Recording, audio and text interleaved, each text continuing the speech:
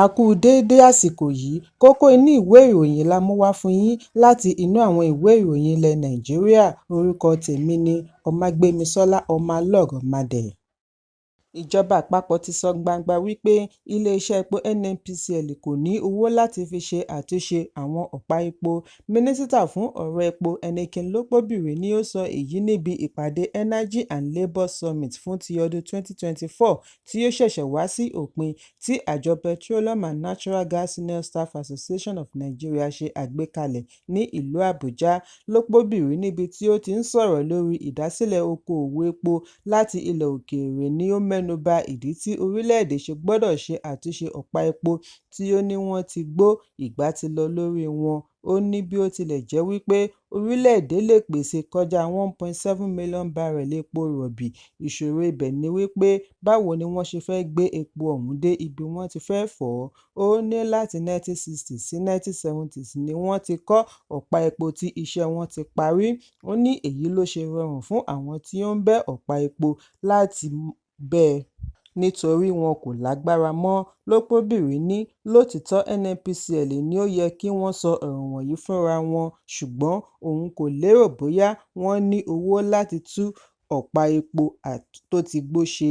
Ìdí nìyí tí àwọn fi nílò àwọn iléeṣẹ́ aládàáni, ṣùgbọ́n kí aládàáni tó lè wọ orílẹ̀-èdè wá ṣe ìdásílẹ̀ okòòwò, wọ́n gbọ́dọ̀ ní ìgbẹ́kẹ̀lé nínú irúfẹ́ orílẹ̀-èdè bẹ́ẹ̀. Lópóbìrí ní àtìgbà tí ìjọba tuntun yìí ti bẹ̀rẹ̀ ni àwọn ti ń ṣiṣẹ́ láti mú kí àwọn olùdásílẹ̀ okòòwò ní ìgbẹ́kẹ̀lé nínú wọn. Ẹ̀kúnrẹ́rẹ́ ìròyìn yìí wà nínú ìwé ìròyìn Punch tó jáde lónìí. Olùdarí gbogbogbò fún àjọ olókoòwò lágbàáyé World Trade Organization Ngozi Okonjo-Iweala ti sọ wípé ìṣòro ààbò orílẹ̀-èdè Nàìjíríà wá láti ọ̀dọ̀ àwọn olóṣèlú fún ìmọ̀tara wọn nìkan.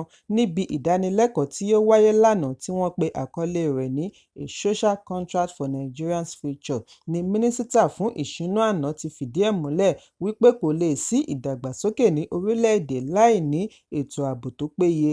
Ó ní a ní àwọn olóṣèlú kan tí ó ṣe wípé ọ̀nà láti sọ akẹgbẹ́ wọn láti ẹgbẹ́ òṣèlú mìíràn di ènìyàn burúkú nípa ṣíṣe àtìlẹ́yìn fún àwọn adàlúrú láìfẹ́ mọ̀ bóyá èyí lè yọrí sí ikú tàbí ìṣòfò ohun ìní aláìṣẹ̀ ọmọ orílẹ̀-èdè.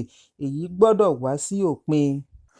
Ọ̀nà kejì sí ìṣòro ààbò ni jíjí ohun àmúṣọrọ̀ orílẹ̀-èdè.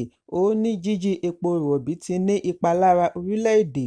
Okonjo-Iweala ní àìmọye ìmọ̀ ẹ̀rọ tí wọ́n fi lè lépa àwọn olè ajépo wà. Kò yẹ kí àwáwí wà lórí ìyẹn rárá. Ó ní gbogbo ọmọ orílẹ̀-èdè gbọ́dọ̀ jọ pa ohùn pọ̀ wípé jíjí ohun àmúṣọrọ̀ orílẹ̀-èdè kò ṣe ìtẹ́wọ́gbà. Èyí gbọ́dọ̀ wá sí òpin.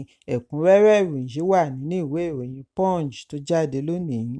Ìjọba àpapọ̀ ti kéde wípé akẹ́kọ̀ọ́ tí kò bá tíì pé ọmọ ọdún 18 kò gbọdọ̀ bá wọn kópa nínú ìdánwò WAEC tàbí NECO.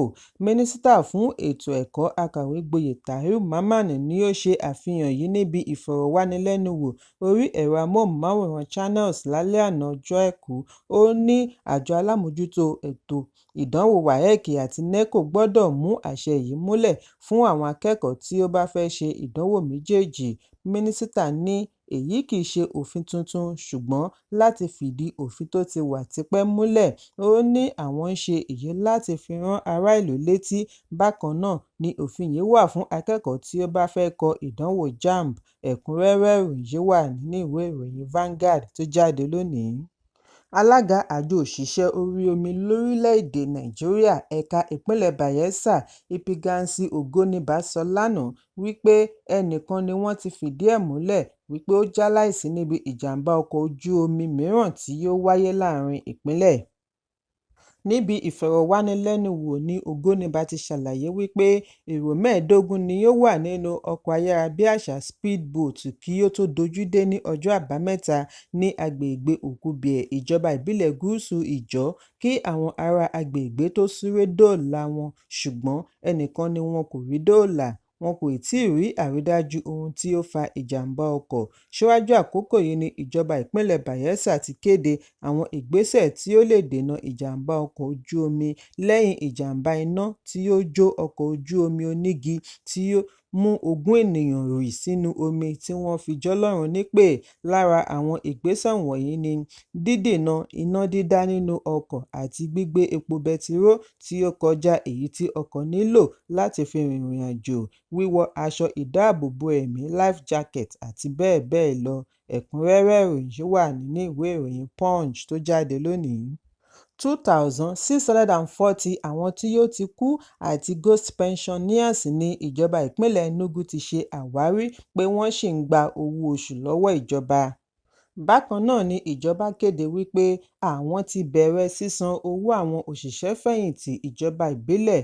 Akọ̀wé ìjọba ìpínlẹ̀ SSG Akàwé-gboyè Chidebere Onyia ni ó ṣe ìkéde yìí lánàá. Ó ní ìlànà yìí lọ pẹ̀lú ìlérí tí gómìnà Peter Mbah ṣe wípé ìjọba rẹ̀ yóò yanjú gbogbo àjẹ́lẹ̀ owó ìfẹ̀yìntì àti owó oṣù òṣìṣẹ́-fẹ̀yìntì tí ó jogúnbá. Ó ṣàlàyé wípé ó lé ní 7,000 òṣìṣẹ́-fẹ̀yìntì ìjọba ìbílẹ̀ tí ó ti gba owó lẹ́yìn tí gómìnà bu ọwọ́ lu àkọọ́lẹ̀ orúkọ wọn tí ìgbìmọ̀ ṣe àgbéyẹ̀wò biometric verification fún. SSG ní ìgbésẹ̀ yìí yóò túbọ̀ mú ayé dẹrùn pẹ̀lú ìdàgbàsókè ọrọ̀ ajé ní ìpínlẹ̀. Ó fi kún un wípé 7,109 ní àpapọ̀ òṣìṣẹ́-fẹ̀yìntì ìjọba ìbílẹ̀ tí ó fẹ́ẹ̀ gbà tó ìlàjì bílíọ̀nù náírà nínú oṣù keje, pẹ̀lú àwọn 989 tí wọ́n ṣẹ̀ṣẹ̀ ṣe àwárí tí wọ́n fẹ̀yìntì láàárín oṣù kẹrin ọdún 2022 sí oṣù kẹrin ọdún 2024. SSG tí ó kọ̀rọ̀ ojú sí ìwà jìbìtì tí ó ti ń lọ lẹ́ka ìfẹ̀yìntì ní àṣẹ ìjọba ti ń san owó ìfẹ̀yìntì pẹ́ńsọ̀nù fún 8,760 ènìyàn tipẹ́tipẹ́ nígbà tí àwọn tí ó jẹ́ ojúlówó jẹ́ 7,109. Ẹ̀kúnrẹ́rẹ́ ìròyìn yìí wà nínú ìwé ìròyìn Vanguard tó jáde lónìí.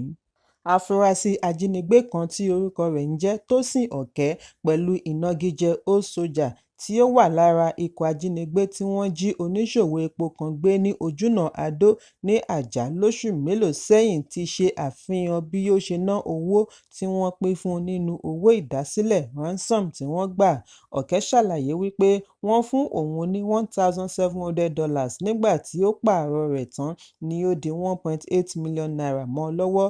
Ó ní òun lò nínú owó yìí fi san owó iléèwé àwọn ọmọ, ra oúnjẹ sílé kí òun tó kó ìyókù sí ilé ìfowópamọ́.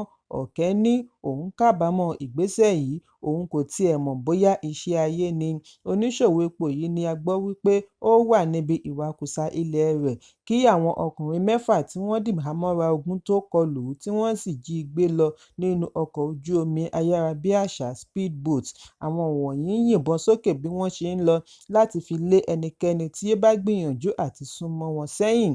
Ẹbí ẹni wọ́n jí gbé rí gbìyànjú àti ṣa $42 million jọ tí wọ́n yí padà sí $30,000 gẹ́gẹ́ bí àwọn ajínigbé ṣe béèrè fún un, pẹ̀lú $100,000 cash. Lẹ́yìn tí wọ́n san owó yìí tán ni ọwọ́ bá 3 nínú àwọn ajínigbé ọ̀hún tí orúkọ wọn ń jẹ́ Adélàjà Ikúẹ̀san 37 years, Tósìn Ọ̀kẹ́ 40 years àti Olúwàbùnmi Yusuf 39 years. Níbi ìfọ̀rọ̀wánilẹ́nuwò ni àwọn ajínigbé yìí ti ṣàlàyé ìrìn àjò wọn fún akọ̀ròyìn bí wọ́n ṣe ṣèlérí wípé àwọn kò ní ṣe irú rẹ̀ mọ́ bí àwọn bá ní àǹfààní àti bọ́ nínú eléyìí. Ọ̀kẹ́ ni a gbọ́ wípé ó ti ń bá wọn kópa nínú olè ajépo-wà pẹ̀lú ajínigbé láti ọjọ́ pípẹ́ tí ó ní bùkátà ẹbí ni òun fi owó wọ̀nyí gbọ́. Ó ṣẹ́ wípé kì í ṣe owó ìwà ọ̀daràn ni òun fi kọ́ ilé rẹ̀ tí ó wà ní agbègbè Badagry, ìpínlẹ̀ Èkó. Ó ní àwọn ẹbí ni ó dá owó bá òun kọ́ ilé ọ̀hún. Ẹ̀kúnrẹ́rẹ́ ìròyìn yìí wà nínú ìwé ìròyìn Vanguard tó jáde lónìí. Àwọn ọmọdé 3 tí ọjọ́ orí wọn kò tíì pé ọdún 15 ti ki akíntí-mọ́lẹ̀ láti máa dẹ́rìn pa àwọn olólùfẹ́ kókó inú ìwé ìròyìn ní ọjọ́ ìsinmi pẹ̀lú àràǹbarà eré apanilẹ́rìn lórí ìkànnì yìí àti Facebook ní déédéé agogo 12 ọ̀sán ọjọ́ ìsinmi. Orúkọ ẹgbẹ́ wọn ni SSS tí ó túmọ̀ sí Samson Sisters Kids. Àrídájú farahàn wípé ẹ̀bùn àmútọ̀runwá ni àwọn màjèṣín yìí fẹ́ máa lò fún ìgbáládùn àwọn olólùfẹ́ kókó inú ìwé ìròyìn àti gbogbo àgbáńlá ayé ní èdè Yorùbá àti Gẹ̀ẹ́sì. Ẹ kú ojú lọ́nà. Òṣèré àti alákòóso eré sinimá ilẹ̀ Nàìjíríà Sharon Oppamen ti di olóògbé lẹ́yìn bíi oṣù kan tí ó bí ọmọ kejì. Ẹnìkan tí orúkọ rẹ̀ ń jẹ́ Jacqueline Daniel ni ó fìdí ìṣẹ̀lẹ̀ yìí múlẹ̀ lórí ẹ̀rọ abánidọ́rẹ̀ẹ́ Facebook. Ó ṣàlàyé wípé láti ìgbà tí obìnrin yìí ti bímọ tán ni ó ti dákú kómà fún bíi oṣù kan tí kò sì jí sáyé. Bákan náà ni Great Edos Platform náà fìdí ìṣẹ̀lẹ̀ yìí múlẹ̀ lórí Facebook. Wọ́n ní ọjọ́ burúkú ni èyí jẹ́ fún ẹgbẹ́ òṣèré ilẹ̀ Nàìjíríà àti ẹgbẹ́ òṣèré ìpínlẹ̀ Edo. Ọjọ́ 29 oṣù keje ni olóògbé yìí kéde ìbí ọmọ rẹ̀ kejì tí ó sọ orúkọ rẹ̀ ní Osarueze lórí Facebook rẹ̀. Kò pẹ́ ni Sharon já sí ẹsẹ̀ kan ayé ẹsẹ̀ kan ọ̀run fún ọ̀pọ̀lọpọ̀ ọjọ́ lẹ́yìn ìbímọ tí kò sì jí sáyé mọ́. Nígbà tí wọ́n kàn sí ààrẹ ẹgbẹ́ àwọn òṣèré AGN olóyè Emeka Rollas, ó ní olóògbé yìí kì í ṣe ọmọ ẹgbẹ́ wọn. Ẹ̀kúnrẹ́rẹ́ ìròyìn yìí wà nínú ìwé ìròyìn Vanguard tó jáde lónìí. Kókó inú ìwé ìròyìn tòní kò ní jù báyìí lọ. Ẹ pàdé mi lọ́la fún àkọ́tún ìròyìn. Kí a tó lọ, ẹ má ṣaláì fi àkíyèsí yín ránṣẹ́ kí ẹ sì bá wa subscribe sójú náà wa lórí YouTube kí kókó inú ìwé ìròyìn lè máa tẹ̀ yín lọ́wọ́ ní kíákíá.